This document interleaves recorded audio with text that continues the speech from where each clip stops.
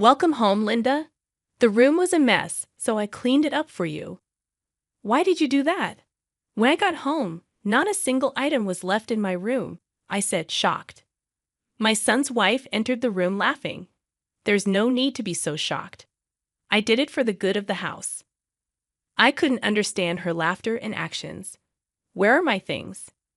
Over there, she said, pointing outside. I saw flames rising in the yard.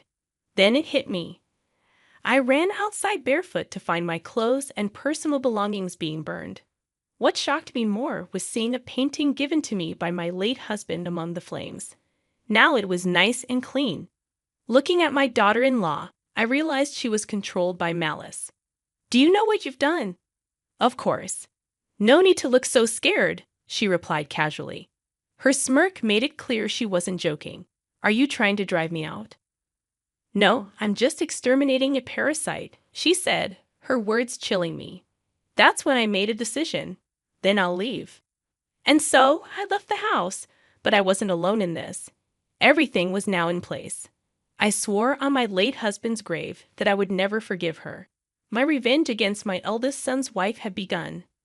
My name is Linda Adams, and I'm turning 60 this year.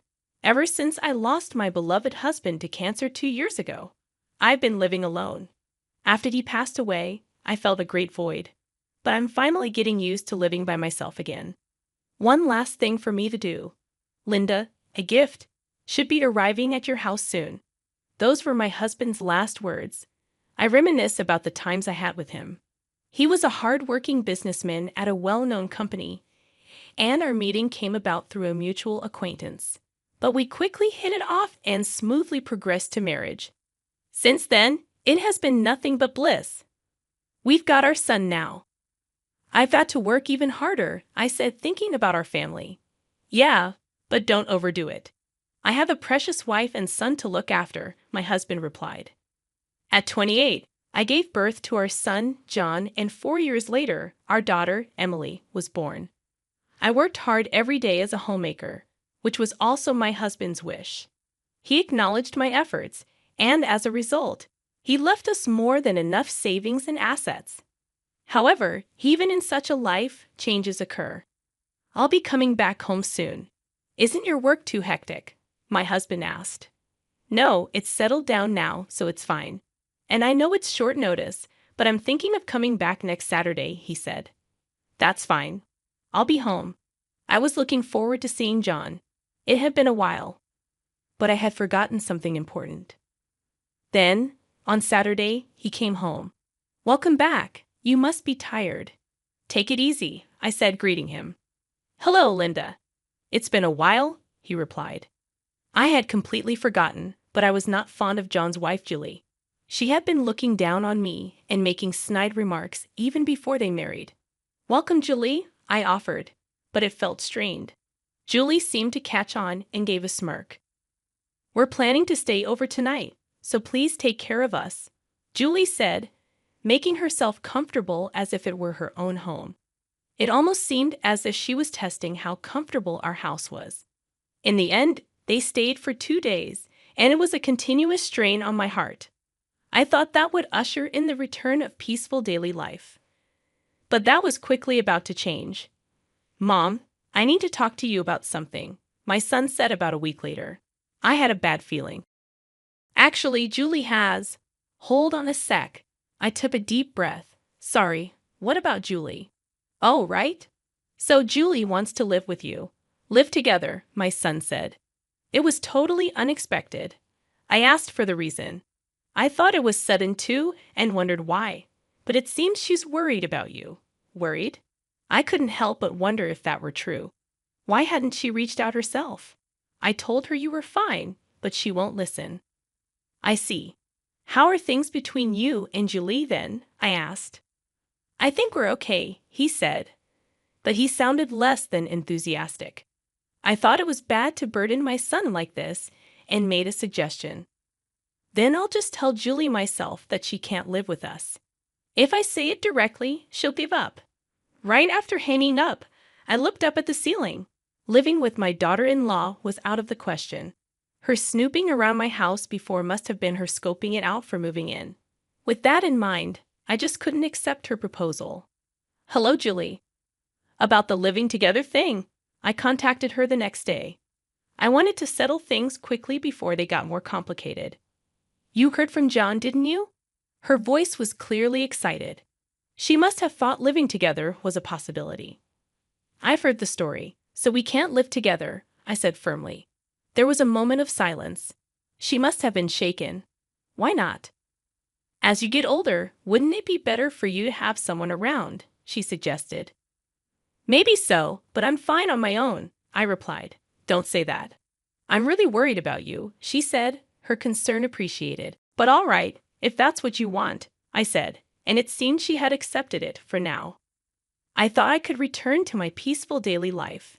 Indeed, things seemed calm as usual for the next couple of weeks, but Julie hadn't given up yet. Hello there. One afternoon she came over. Julie, what are you doing here? I asked. I've come to talk about a proposal today. Can I come in for a sec? Before getting an answer, she walked right into the house, taking a seat on the couch as if it were her own. She began to speak. How about we try living together for a bit?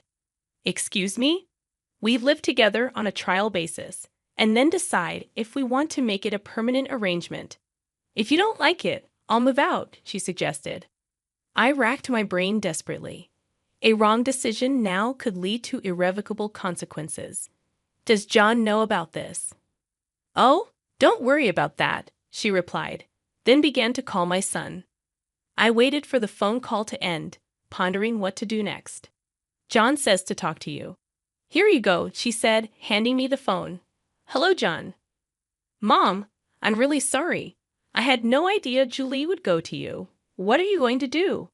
I'm okay with living together, but don't get me wrong. I'm not agreeing with Julie's idea. I just think it's a good way to get her to give up, he explained. There was a certain logic to his thoughts. We could live together for a while and find the right time to say no. All right, let's do that, I agreed. Deep down, I feared Julie might disrupt our home. But if things went south, she could just leave, and so our living together began. At first, everything was peaceful. Things changed when John started spending more time away from home due to work.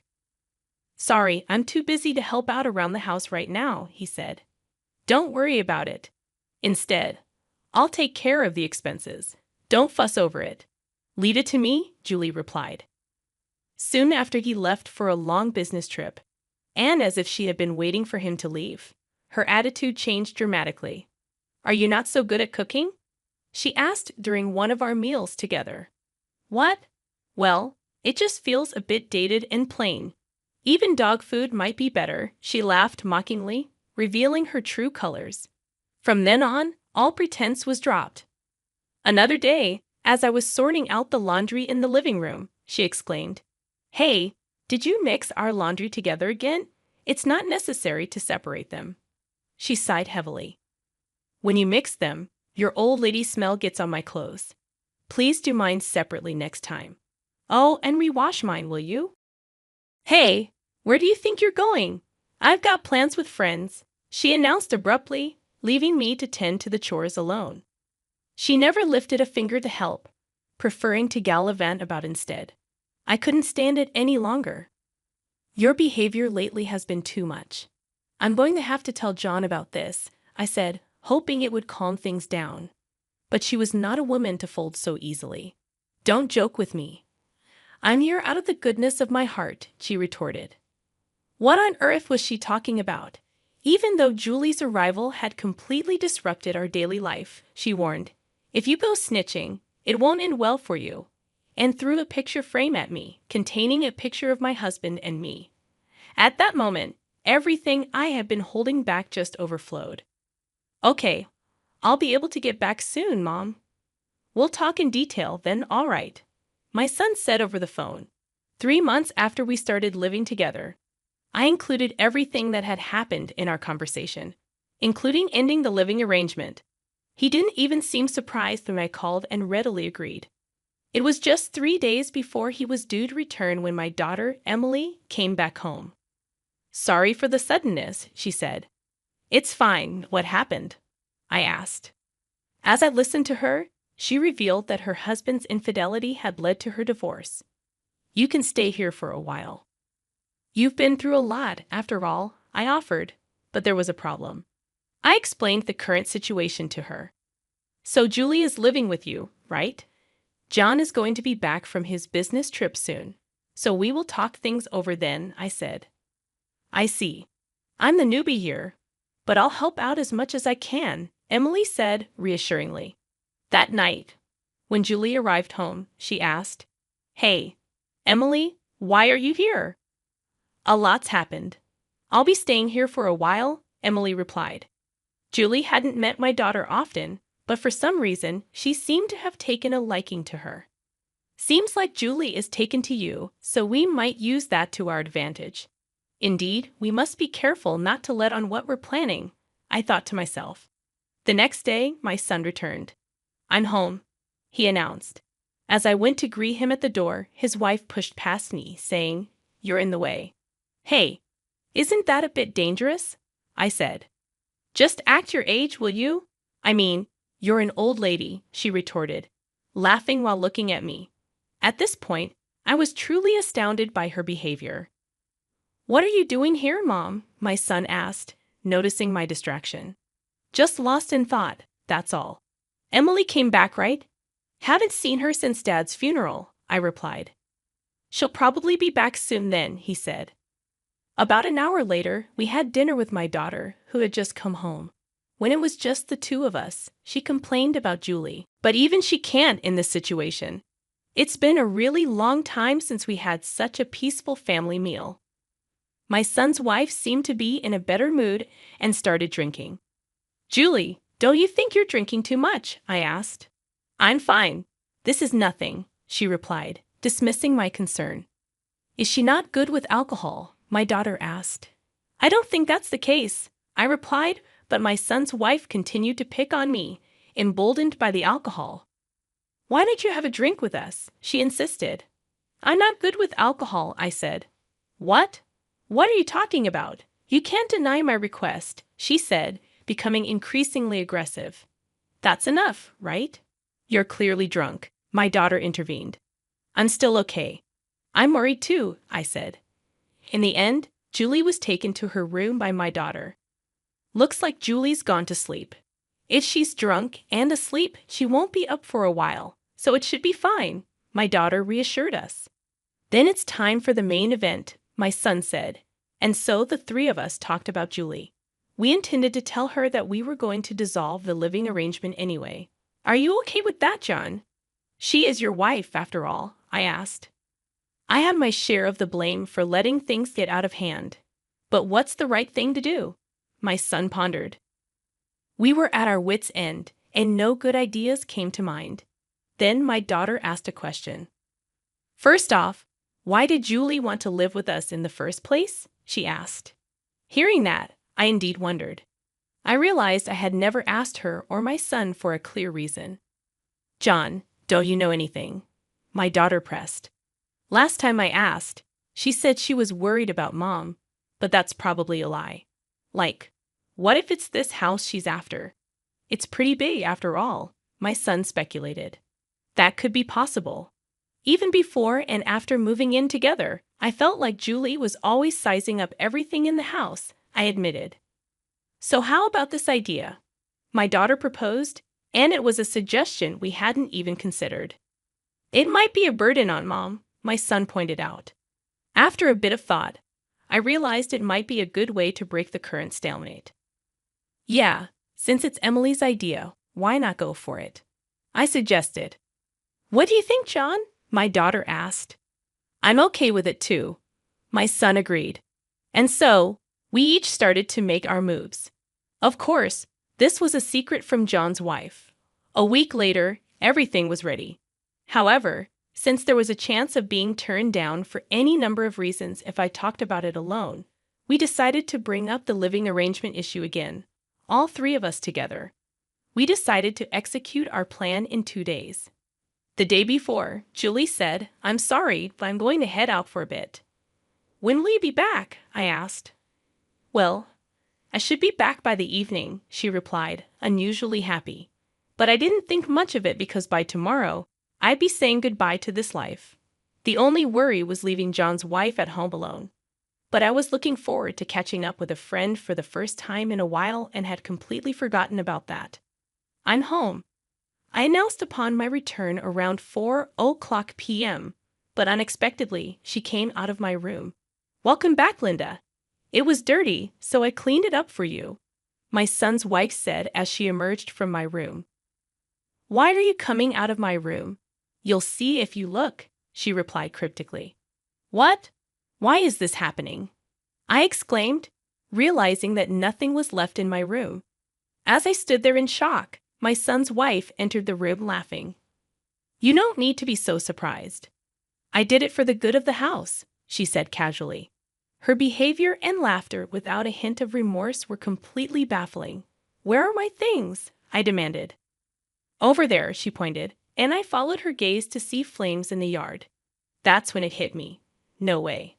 I ran outside barefoot, only to find my clothes and belongings being burned. Then something truly shocking caught my eye amidst the flames. A painting, a gift from my late husband.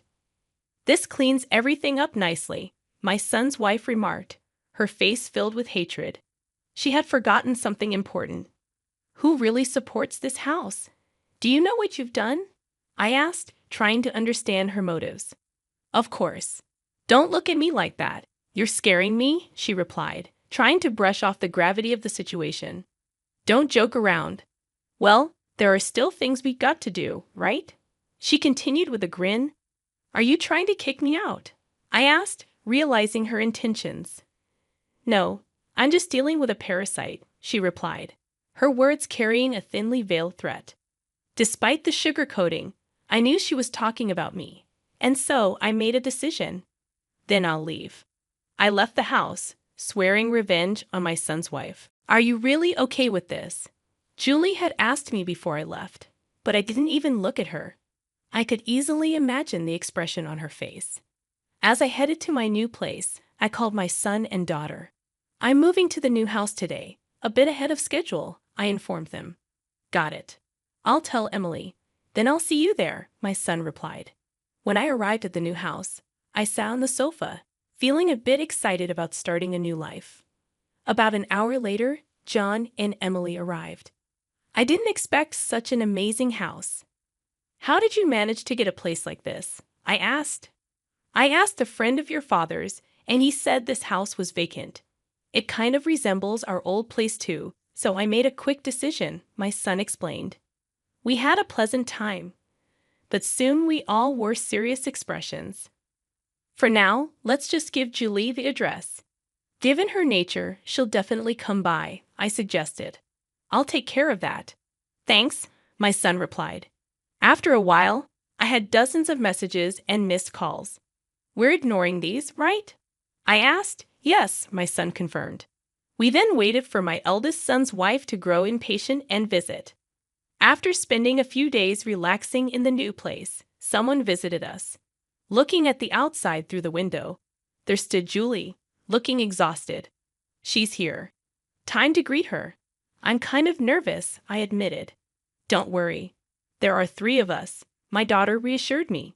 I knew this was the moment of truth. "You came, Julie? What's this all about, Linda?" "What do you mean?" she asked as she entered the living room. So all the players were present, and we faced each other in the living room. "I didn't know you had so much money, Linda," my son's wife remarked. "Well, of course you didn't. I didn't tell you. From now on, we plan to live here together." "Sorry for keeping it a secret," I replied. Suddenly, my son's wife's demeanor completely changed to a smile. Perhaps she thought she would be able to live in this house too. "Well, you could have said something sooner. Why were you keeping Mom, John?" my son's wife asked. "Mom told me not to say anything about it, like a surprise," my son explained, trying not to laugh as he watched his wife, who had gotten the wrong end of the stick and was getting all excited. The first to break the news was Emily. "Julie, I'm sorry, but it's just going to be us living here." "What?" Julie's eyes went wide as saucers. "Emily's right. There's no place for you in this house." "Why not?" You destroyed my most cherished memory, Julie protested. That was because you were the one who suggested living together. But I bet you really wanted to drive me out. What were you after, my house or money? I confronted her. My son's wife looked down in silence. She must have hit the nail on the head. But why such a mansion? Did you ask John for this? I questioned. This time, my son interjected, you seem to be under some misconception. But since we've been living together, I haven't paid a cent for living expenses. That's a lie, my son's wife explained. It's not a lie. I didn't want to burden John, so I paid for everything. You wouldn't know that, I explained. Then she started to smile at me ingratiatingly. We got our wires crossed a bit. But there's still time to make it right. Let's start over, my son's wife insisted, going on and on about how much better it would be for her to live with us. Finding the situation absurdly funny, I took her hand and smiled sweetly. You're a parasite. Why don't you take a good look at yourself in the mirror, John? Say something.